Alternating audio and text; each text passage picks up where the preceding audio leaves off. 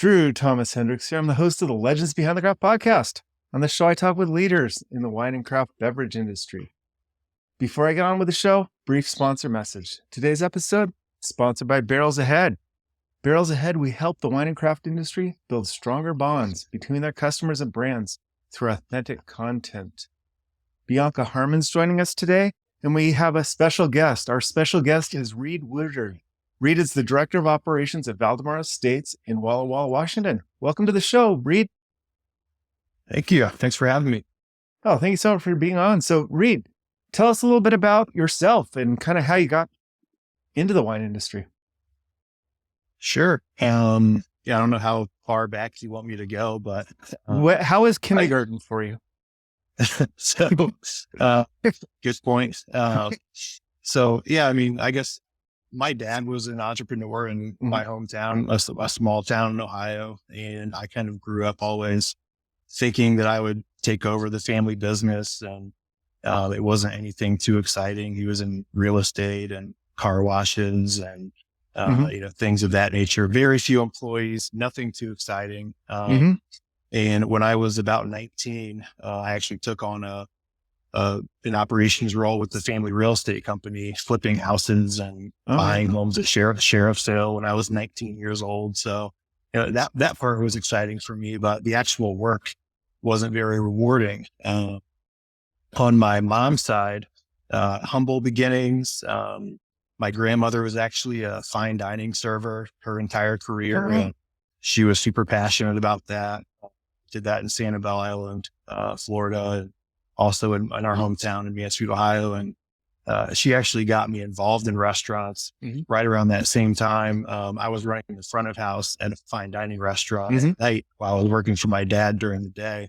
And I was basically rubbing elbows with my grandma at work. And we had a great time doing it. She was a character, and it was a chef-owned restaurant. The guy had done his externship at Le Cirque in New York City, which at the time was one of the top restaurants in the world. And he had moved to this small town in Mansfield and, just trying to make something that the folks in that town would consider fine dining at the time. So I actually fell in love with it. Really enjoyed my time there, and still just didn't know what I wanted to do for a living. So I applied for a 1-year working holiday visa in New Zealand. And I moved to New Zealand with my best friend, who was also working for his family company at the time. We just decided, let's get as far away from all of this as possible and see what else is out there in the world. Where in New Zealand were you located? Yeah, no, kind of all over the place. But we kind of, put roots down in Hawke's Bay, which is one of the largest wine regions there. I think it's actually pretty similar demographics to Walla Walla. I think at the time I was living there, it was around 50,000 people and around 150 wineries there at the time. And all the numbers that I've heard about Walla Walla, it's right about the same in both demographics there. When you got to New Zealand, what was it like? Was there a culture shock, or was it pretty much like you expected? Well, I was 19 or 20 at the time when we touched boots on the ground, and I thought I had enough money to last me for a little while.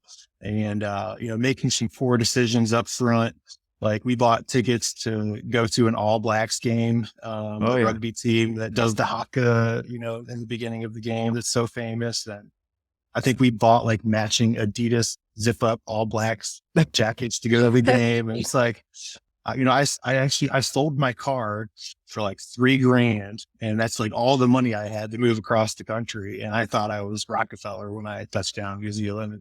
Found out pretty quickly that wasn't going to last very long. So we had to get jobs and start working as part of that working holiday visa. So we signed up to go work at a winery. Actually, that was our first job that we tried out there.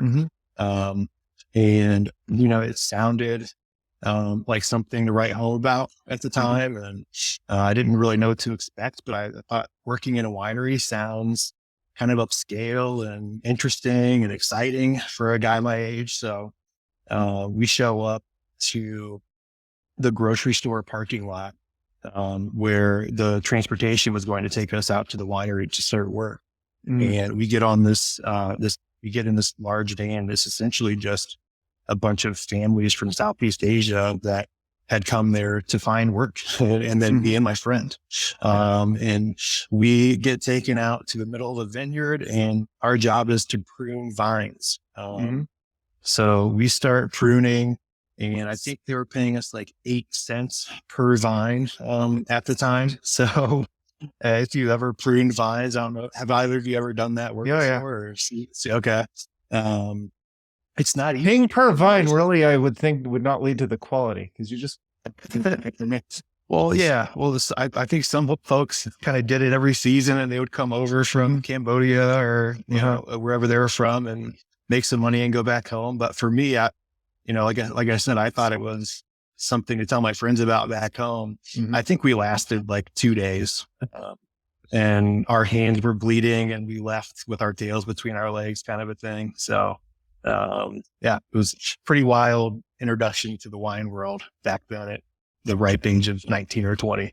Oh, right. So what did you end up doing after that with your tail between your legs? I actually ended up meeting a guy named Tony McEwen, who played some like semi-pro to pro rugby, and he was the owner of a Spates Ale House. And Spates is one of the most popular beers in New Zealand. And he had no restaurant experience. He just got the licensing deal for that ale house because of his background in rugby. And he found out that in meeting me that I had some restaurant experience. So I went and interviewed with him. He paid for me to go out and get my manager's certificates to start managing the ale house for him. And such a great guy. And I basically spent the better half of about 6 months of that year-long visa managing the ale house for him there. Wow. You had a great really time. starting operations. Yeah. No, and you fake it till you make it. I didn't really know exactly what I was doing, but have one of those attitudes that I'm going to figure it out. So we did our best. What advice would you have for a 19-year-old today of going to New Zealand to do what you did? Other than not spending all your money on unnecessary things. No, I mean, just travel and see as much as you can. I mean, just meeting people and seeing the unique perspectives.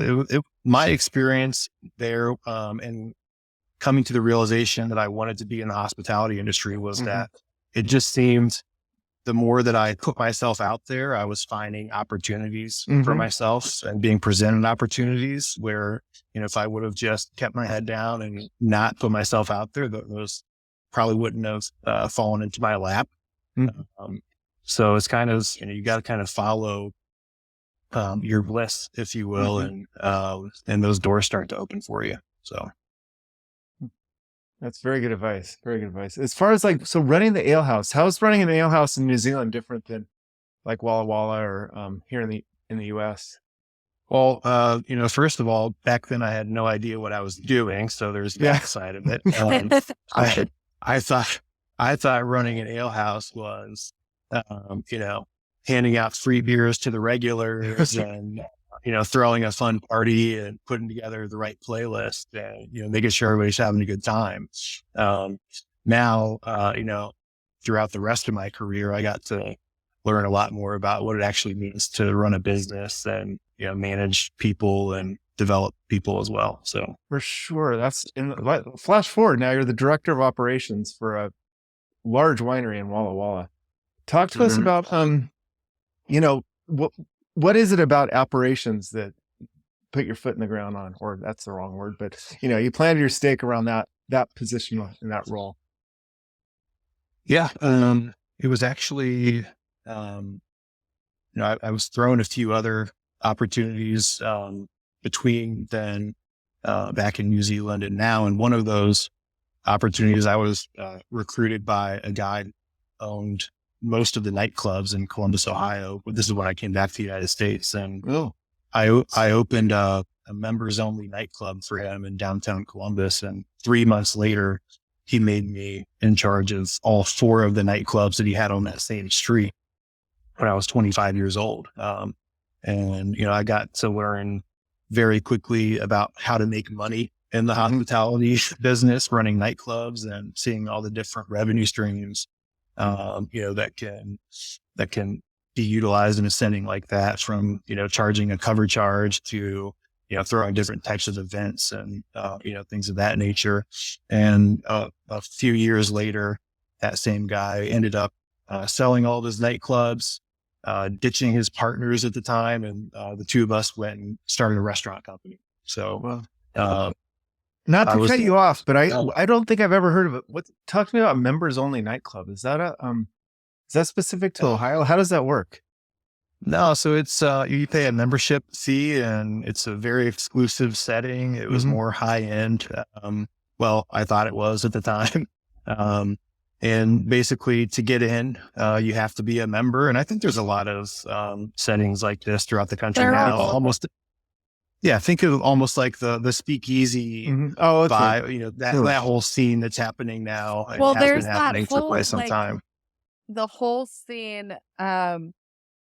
Crap, I'm drawing a blank, but there's one in Hollywood, and now they have them in a few other countries. Not countries, states and countries. I actually got to go to the one in Hollywood with a friend who's a producer, and you can't get in unless you're a member. Must be tough. The exclusivity factor. Mm-hmm. Yeah. People love it, right? But are people guaranteed? Like, I could see if I was being a paying member, I would expect a particular seating or expect something.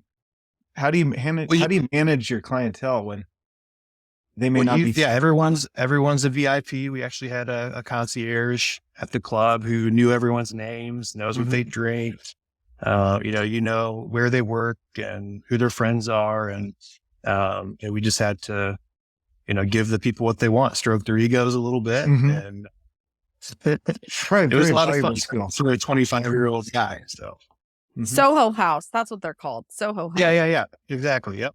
Yeah, like a Soho those are all over the place now. Yeah, now they are. But they started actually, I think, in the UK or Britain or somewhere out there in that area. I clearly don't get out enough. Yeah, I went to the Soho House in Hollywood. It was pretty cool. That's awesome. So private nightclubs, sold the nightclub. Yeah, then we went and started a restaurant company. So he had the nightclub background, and I had the restaurant background. So we started opening some high volume bars and restaurants. We opened 4 in about 5 years together. And the first one, it was a beer bar called Pint House. It was voted best bar in Columbus, Ohio for 4 years in a row, and we opened it, and super popular place. Then we went and opened an Italian restaurant called Forno, who was rated top 100 restaurants in the country 2 years in a row by Forbes. And then we opened a place called Standard Hall, which was kind of an indoor-outdoor, massive warehouse kind of a neighborhood bar. And that bar, the first year that we opened it, was the #1 Uber destination in the state of Ohio. It beat out all the professional sports stadiums, the airports, every destination that you could think of. Uber did a study, and we were the #1 destination. So it was super popular, very successful. And at a certain point, a few years down the road, our time together just kind of came to an end. So kind of time for me to go and do my own thing again. Oh, sounds good. So I do want to talk about Valdemar, because you've gone from a brew house up through the nightclubs and now managing a winery. How's doing the director of operations for a winery different from like just a general hospitality setting or like a brew setting? It's, the beauty about what I'm doing and the company that I'm working for now is that, we have this history that really is the brand. I mean, we've been making wine in Spain for 130 years under Bodega's Valdemar brand. But it's still a small company. I mean, it's family owned.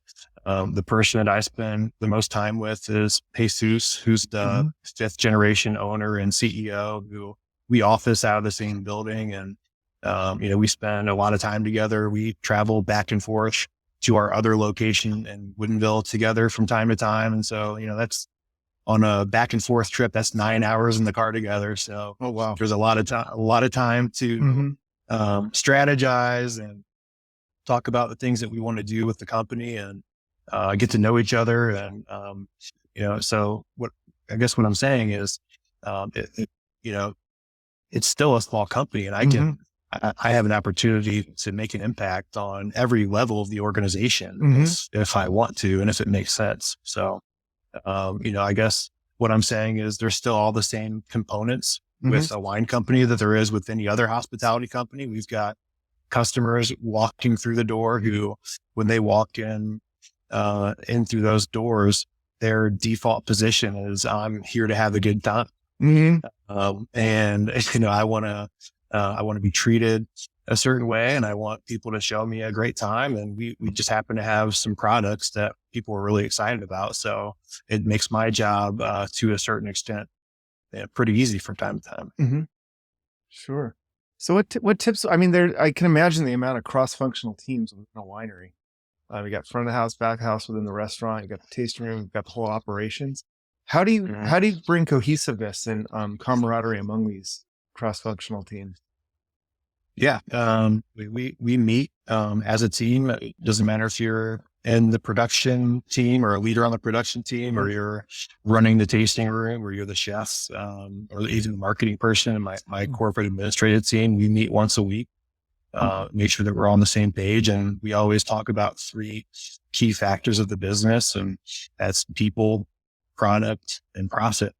And those are the 3 things that we want to talk about every single week. And it's not just an overview. It's, what are you doing to touch the business in these 3 ways? How are you continuing developing your people week after week? From a product standpoint, are we keeping things fun and fresh? And how are we talking about our product? How are we communicating the things that we're doing and marketing ourselves? And then on the profit side, hopefully if you get the first 2 pieces right, if you got the right people and you're constantly evolving and working on the product, then the profit side generally tends to just come. So hopefully we're just reviewing that side of the business in those times. Sure. What tips do you have for finding the right type of person for a winery setting? For a winery setting, in your business, you got ideas for who would be a good fit in there. How do you go about looking and identifying that person? Do you use any kind of personality tests or? Yeah, and I think it's no secret that a lot of key organizations started hiring more for personality than for acumen decades ago, probably at this point. And I've been no different.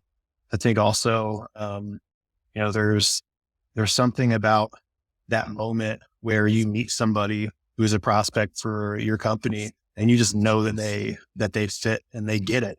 And in terms of in a winery setting, like I said, I'm not a wine expert. I think you called me an operations expert.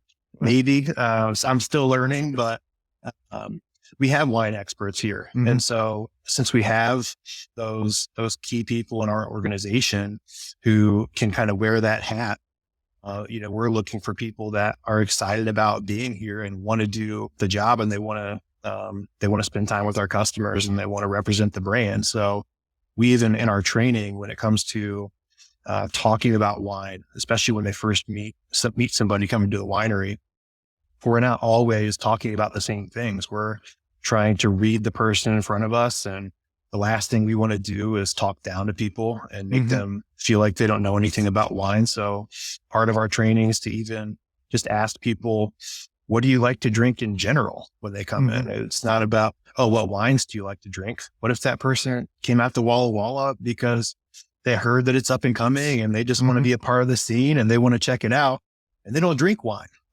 Some of the answers that we get from people when we ask the question the other way, which is, what do you like to drink? Sometimes we get bourbon. Sometimes we get margaritas. And our team is trained well enough that they can listen to the answer behind the answer. And maybe if they're a whiskey drinker, they can push them towards some of our cabs, or if they're a margarita drinker, they can push them towards the Blanco from Spain that we make. And, when you train your people that way, I feel like, it's more fun because they get to be themselves and they get to use their people skills. And, again, that's why we hired them, because we liked the way that they conducted themselves during the interview. And we felt like we wanted to work with them. And so they can use those natural skills to go out and represent our brand and have fun with the product, versus kind of reciting a script. Very good. Yeah, I like that answer. That find the answer behind the answer. Don't just they're going to say what's that's important in wine. Absolutely. Absolutely. I want to touch on this because on your site, Valdemar Estates has one of the biggest commitments towards accessibility of pretty much all the wineries that I've had a chance to look through. Talk to us about that.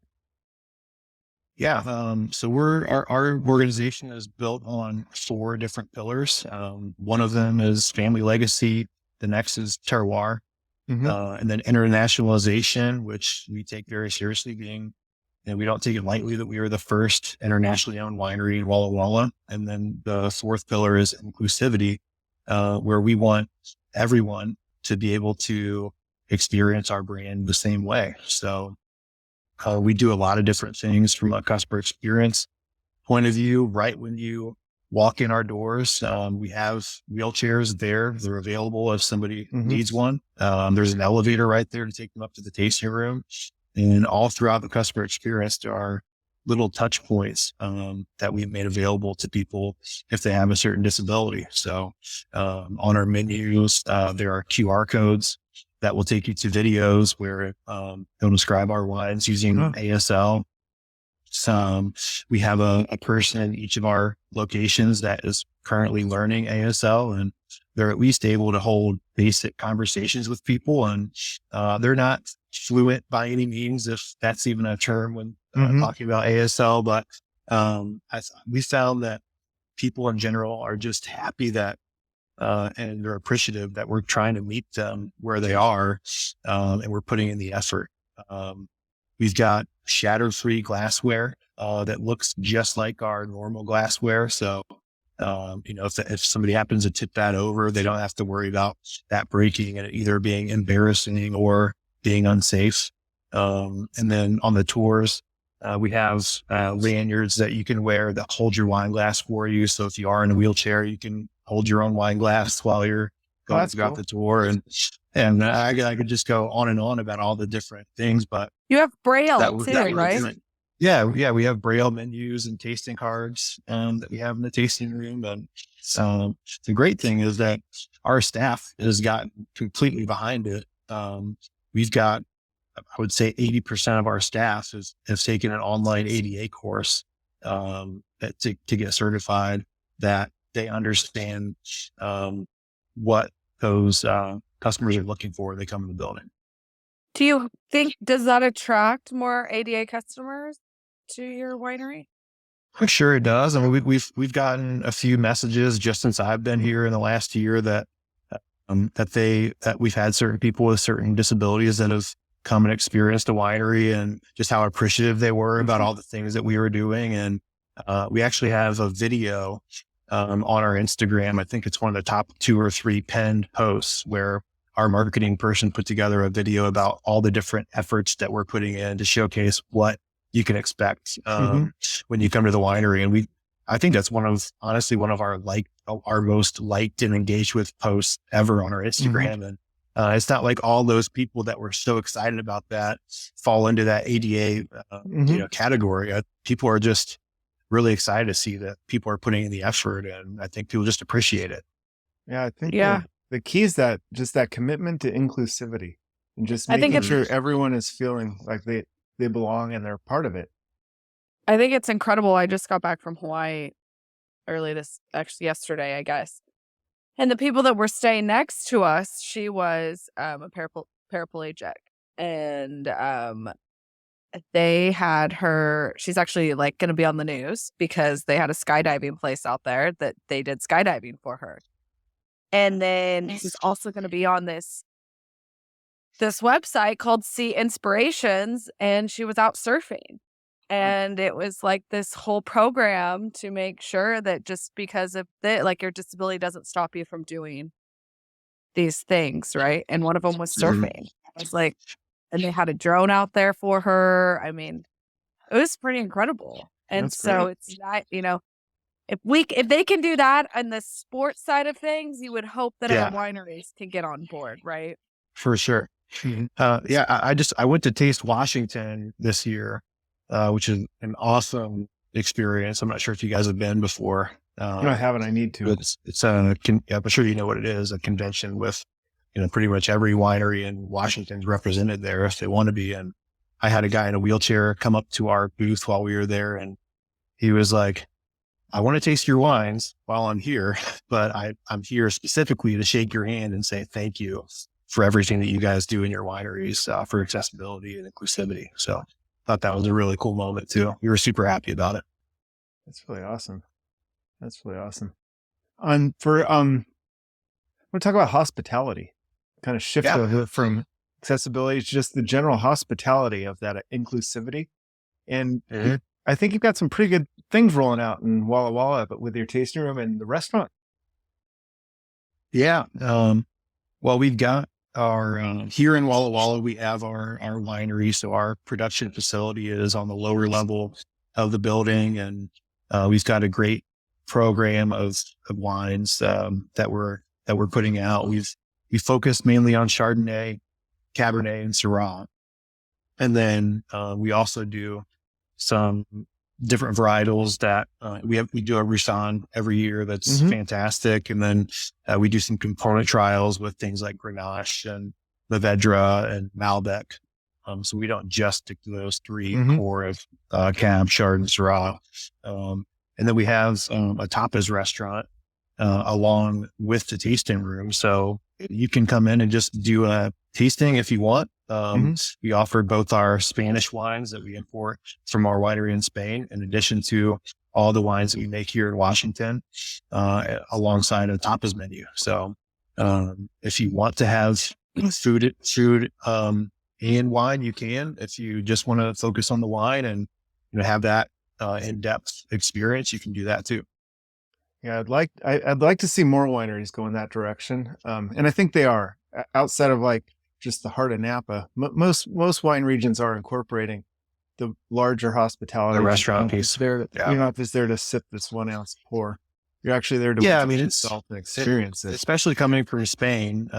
It's our belief that food and wine go together, and so a lot of our wines, even our Washington wines, are meant to go with food. We focus on kind of a higher acidity, more fresh style of winemaking, and it's delicious with food, and we're pretty excited when people get to have that experience. That's a little bit differentiated from what they get in most of the valley, at least for now.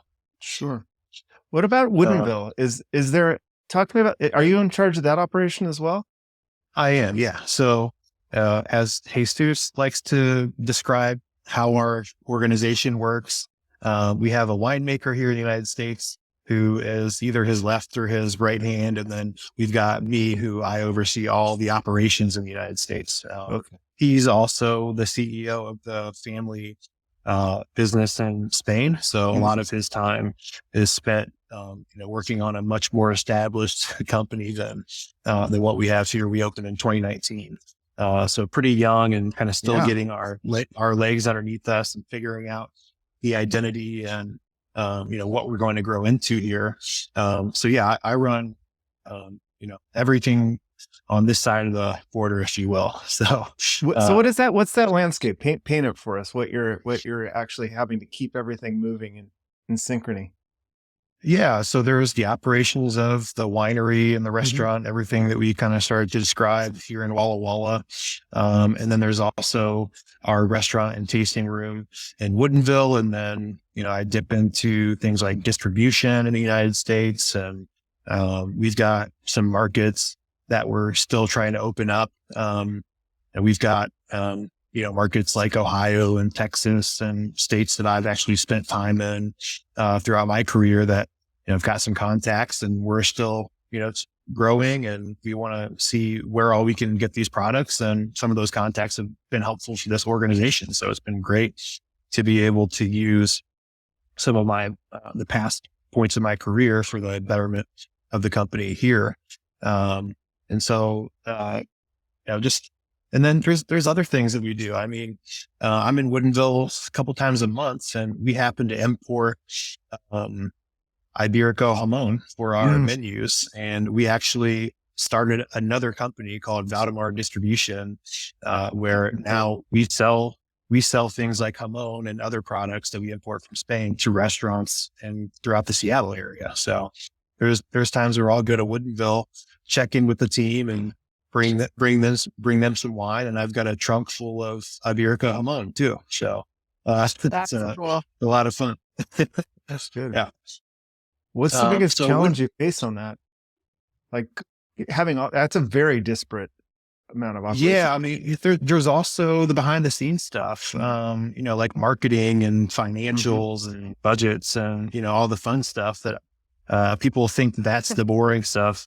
My wife was texting me yesterday and I sent her a picture of my 3 screens in my office showing her what I was doing. She was like, yep, that looks like you're having a great time. So, spreadsheets and calculators and all the stuff.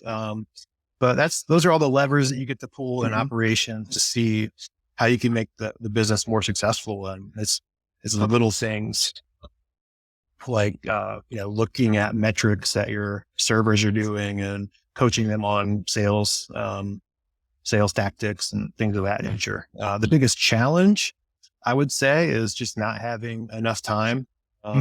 It's very, very important to me, especially early on in my career when I was in my 20s and growing a restaurant company from the ground up.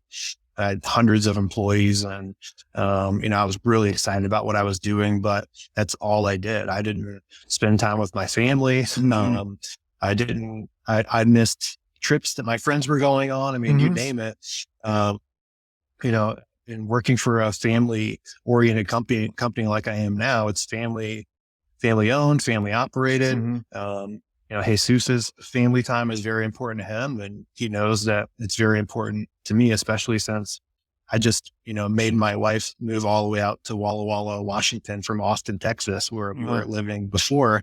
I've got to make sure we spend time to enjoy this beautiful part of the country that we live in. And, it's amazing that we get to drive a couple hours in any direction.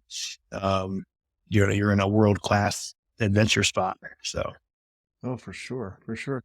So to other directors of operations that may be listening in here, how do you, because your job's never done. You can always just dive further into the bigger detail. What steps do you take to ensure that you do have that work-life balance? You've got to have boundaries in place.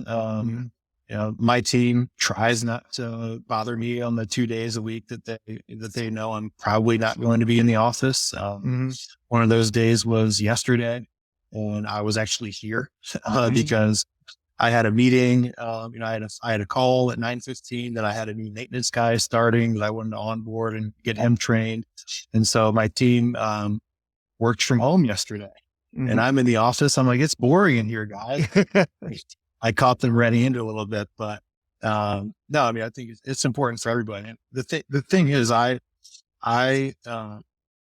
tone that I set for my own personal work-life balance, I ensure that they take the same approach, and I try not to bother them on their time off. And I'm the first one to tell them to take a day off or, maybe help them change around their schedule to find more of the work-life balance, which is something we did here recently at the Walla Walla location. We just kind of reworked the schedules for the managers so that it was so the weight was distributed a little bit more evenly. So,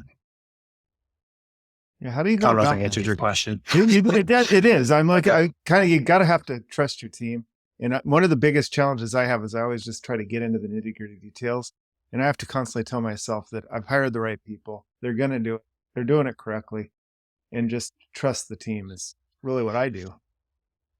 Communication is key for me. Again, beyond just the team meeting weekly, I try to, as much as I can, do a one-on-one with each of my key people on a weekly basis. And I've got, people that worked for me early on in my career who still reach out to me for advice on certain aspects of their growing career. And I love that. But I always tell them, the first thing I ask them if they're having issues with one of their employees is, are you doing one-on-ones weekly? What are those meetings like? And the answer typically, if they're having an issue communication wise, is that they're not doing one-on-ones. And they say that we're around each other enough. We spend enough time together, and you don't need another meeting. It's not the same. Having that structured time together where that if they have a concern, it can be addressed, or you're addressing your concerns and you're just trying to move the needle just a little bit each week with that person. I think that is the most important time that you can spend with your people to get the results that you want. So, a team meeting is one thing where, it's rah, we're all getting, excited about the direction that we're going, but those intimate moments where it's planned and organized and it feels a little bit more rigid. How do you structure a one-on-one? I always tell them that I am here to help you. I'm working for you. So what can I do to make your life easier? Even if it's just talking them through an issue that they're having with an employee. I mean, it's not always about their issues with the organization or their job at the time. Sometimes it's just, it could be a little thing with something small operationally, or somebody on their team is just not listening to them. It's a lot about just that back and forth, but for the most part, I'm the listener. I want to know what I can do to make your life easier. And when you start it and when you give that conversation that direction, more often than not, they're going to take the opportunity to tell you even bigger things that they could do that you could do to improve their position or their work-life balance or the operation as a whole. So,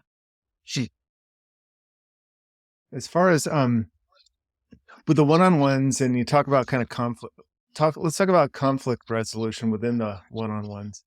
What sort of tips do you take towards like keeping that team cohesive and talking with one another and kind of resolving those conflicts before they become a big issue and start hindering the entire operation? Do you mean just like interpersonal type thing? It could be interpersonal. It could be interdepartmental. It could be that. I would say one of the biggest things on director of operations is just keeping it a well-oiled machine. Yeah. No, it's very important. And it just depends on the situation. I mean, leadership and each key person feeling like they're in ownership of their part of the organization, I think is really key.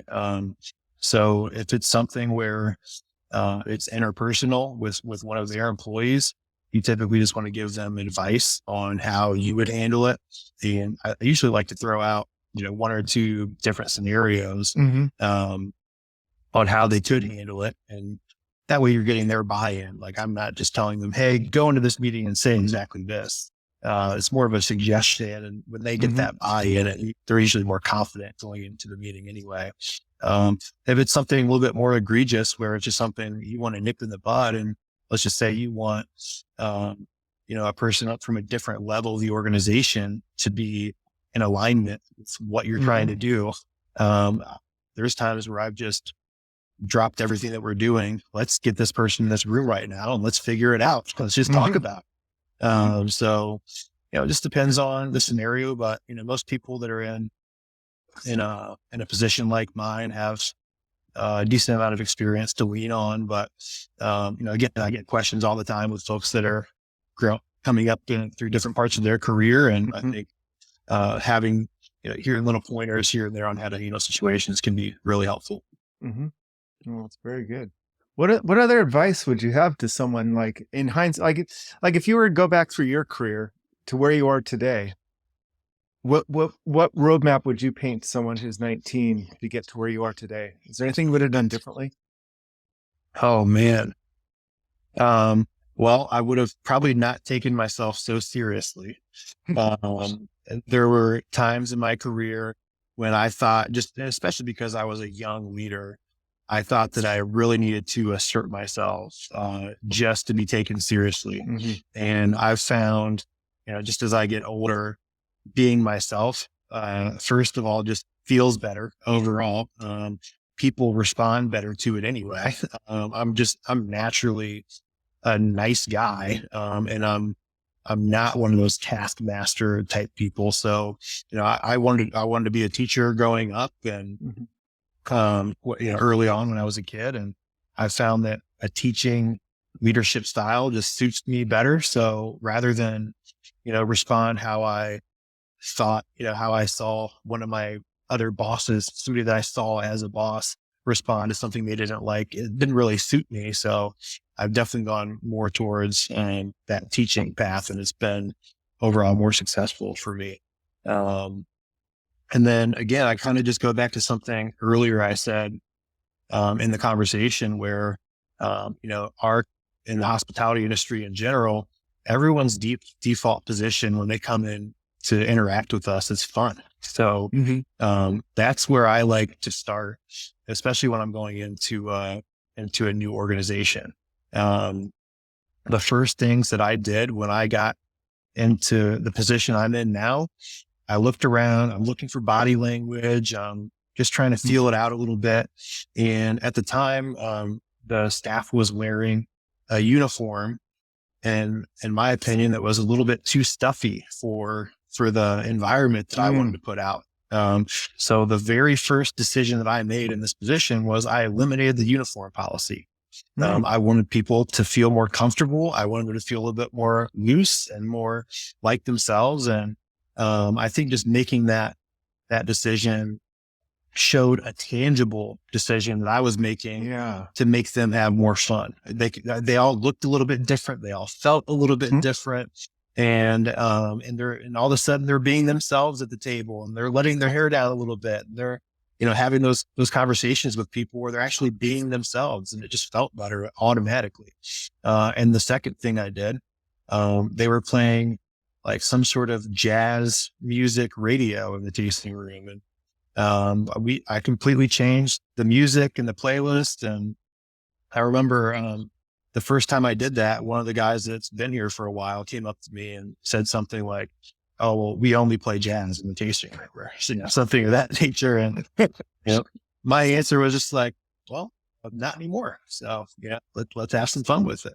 And then I got the staff involved. I said, "Here's the vibe that we're going for. If there's some songs that you love that you think fit the vibe, send them to me. I'll add them to the playlist." And as you start to build your library and do that, it's really fun to look through the tasting room, and one of your staff members sees like their song come on, and they feel like they own the place. So that's really cool. I love the fact taking them out of their visual routine is the best way. Like some leaders can go in and they words, everything's changing, but visually you don't see anything different. So powerful to what you did. Great advice. Thank you. Yeah, it's been a lot of fun too. I mean, the first place I went when I moved to Walla Walla was Pepper Bridge. I'm sure you've heard of it. It's one of the most storied wineries in the valley, and they do a great job. And the person taking care of us asked if we were new to town, or we were visiting, or we lived here. And we told her that we just moved there. This is our first stop.